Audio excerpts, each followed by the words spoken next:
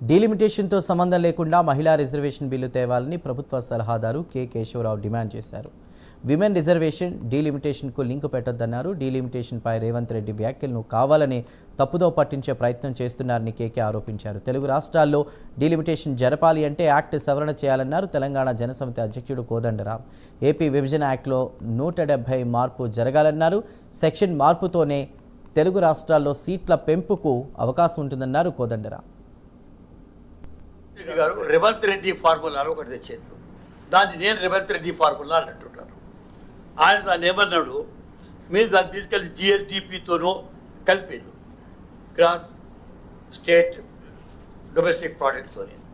ఈ did not mean at all. నేనే పక్కన నేనే ఎకనామిక్ క్రైటీరియా అంటే ఆయన ఎకనామిక్ క్రైటీరియా అన్నాడు.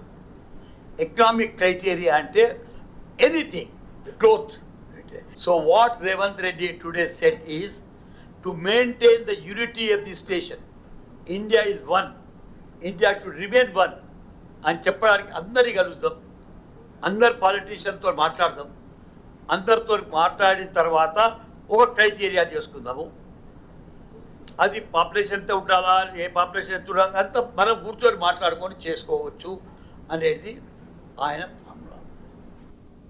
ఆర్టికల్ 26 పునర్వ్యవస్థీకరణ చట్టం. దానిలోని ఆర్టికల్ 26 ప్రకారము తెలంగాణకు ఆంధ్రప్రదేశ్కు సీట్లు, అసెంబ్లీ సీట్లను పెంచారు. అప్పుడు ఏంటంటే కొంత రాజకీయ సుస్థిరత ఉంటుంది, ఎక్కువ సీట్లు ఉంటాయనే ఆలోచనతో సీట్లను పెంచారు. తెలంగాణను 119 నుంచి 153కు, ఆంధ్రప్రదేశ్ది 175 నుంచి 225కు పెంచారు. కానీ అప్పుడు చేసింది ఏంటంటే ఈ 26 అమలు అనేది 170కి లోబడి అని రాసిండ్రు బిల్లులు. రాజ్యాంగంలోని 170 అది ఏం చెప్తుందంటే ఇంకా అసెంబ్లీ సీట్లకు సంబంధించి ఆ వివరణ అంతా కూడా దాంట్లో ఉంటుంది. అప్పుడు అసెంబ్లీ సీట్లకు సంబంధించి దాని జనాభా పెరుగుదలకు సంబంధించిన దాని సీలింగు అవన్నీ దాంట్లో ఉన్నాయి. ఇప్పుడు చేయవలసింది ఏంటంటే వాస్తవానికి బిల్లు ప్రవేశపెట్టినప్పుడే అందరు సూచన చేశారు. మిగతా చట్టాల్లో ఏ ఉన్నప్పటికీ తెలంగాణకు ఆంధ్రకు సీట్లు పెంచుకోవచ్చు అని రాసుంటే ఈ పంచాయతీ ఉండేది కాదు.